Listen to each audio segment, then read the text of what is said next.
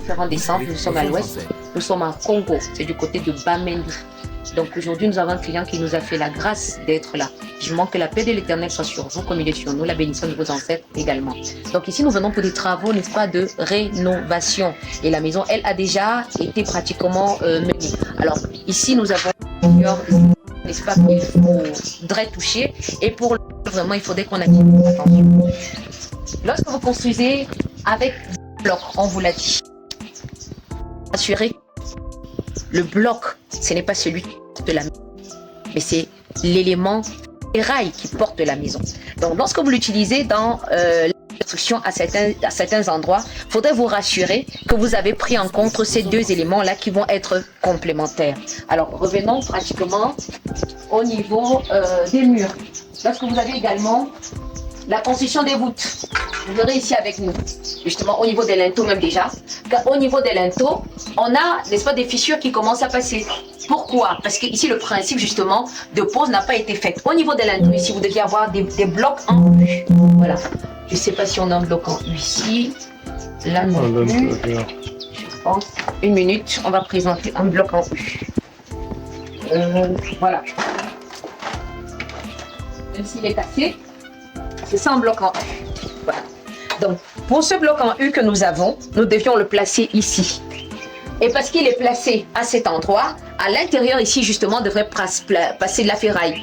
Et c'est cette ferraille là justement qui va, parce qu'ici on avait déjà fait le principe pratiquement de poteau poutre dalle, qui justement ici doit retrouver le fer s'accrocher et revenir là pour être accroché de l'autre côté avant qu'il y ait ce bourrage. Sinon, lorsque vous l'avez mis et vous devez décoffrer parce que vous avez mis tout simplement du ciment ici, lorsque vous allez retirer, il va lâcher.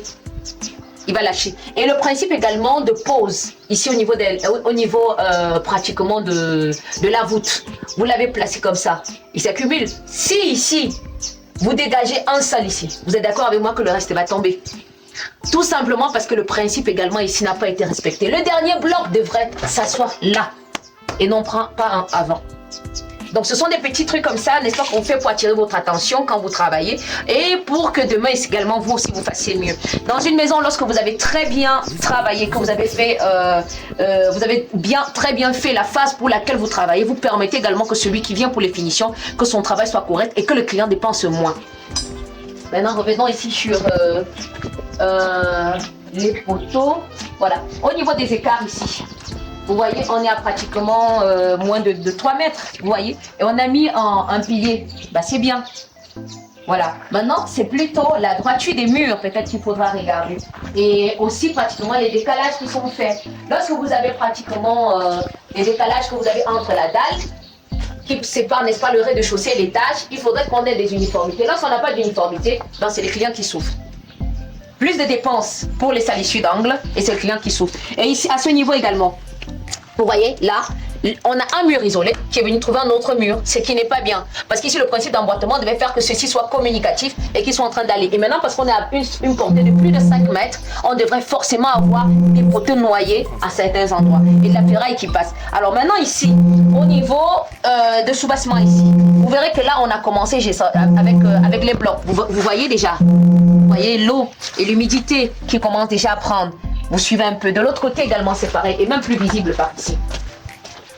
Alors, ce qu'il fallait faire ici, c'est quoi? Il fallait tout d'abord venir, après pratiquement la pose de votre mortier, poser un parpaing que vous avez bourré et que vous bourrez justement avec un hydrofuge de masse de votre choix en fonction de l'ouvrage que vous avez et vous mettez du plastique polyandre qui serait plus bénéfique pour vous. Et lorsque vous l'avez posé, vous mettez votre premier bloc et vous le posez là, vous commencez tout simplement à élever. Maintenant, lorsqu'il pleut et qu'il y a des remontées justement d'eau qui viennent taper sur cette paroi, vous êtes d'accord avec moi qu'il ne tape pas directement sur le bloc, mais il tape sur un élément que vous avez déjà isolé et pour lequel vous avez déjà subi un traitement. Donc, voilà pratiquement des petits trucs comme ça sur lesquels il faudrait revenir. Et ben, je pense que là également on peut le tour. Voilà. Peut-être un peu à l'arrière. Bon, maintenant pour les murs qui vont un peu de côté, la rénovation automatiquement va coûter cher, mais on devrait rattraper pratiquement tout ça. Voilà. Donc, je pense que là derrière aussi, on a pratiquement fait le tour. Et peut-être que si on vient par là, avec la vue un peu plus plongée, on aura l'ouvrage complet.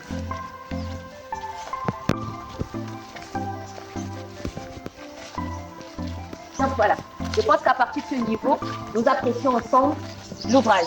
Voilà. Et le défi, justement, le challenge, c'est de pouvoir donner à la maison, n'est-ce pas, on va dire, l'image, la beauté qu'elle devrait avoir et qui devrait aussi permettre aux clients d'être satisfaits. Parce que qu'on dit, n'est-ce pas, construire avec les briques de terre, c'est avoir une maison très esthétiquement accordée avec la nature, belle dans tous les angles et aussi qui vous permet justement de vivre longtemps, de faire des économies et tout ça. Mais il faudrait également que on, n'est-ce pas, retrouve cela. C'est pourquoi on vous dit généralement, si vous avez également des cas pareils, vous pouvez nous contacter. C'est le 677 19 55 87. Vous sonnez Miss Brick à Dream House Construction Inter. On se fera le plaisir de vous répondre. On vous l'a toujours dit, vous avez besoin de plans, vous avez besoin de devis, vous avez besoin de rénovation, vous avez besoin de fabrication de blocs, d'achat de machines et bien encore. Alors, nous sommes ouverts. Vivement, comme je dis toujours, que la paix du Seigneur soit avec vous comme il est avec nous, qui vous accompagne dans tout ce que vous faites, il vous donne l'esprit de clairvoyance, de discernement pour que vous menez à bien vos projets. Vos finances également, il doit les bénir parce que c'est cela également qui vous fait avancer et voir tout. Donc, pour des projets de construction, on vous l'a toujours dit, ne courez pas. Prenez votre temps, faites l'analyse qu'il faut, faites les choix conséquents et surtout, faites bien. Merci.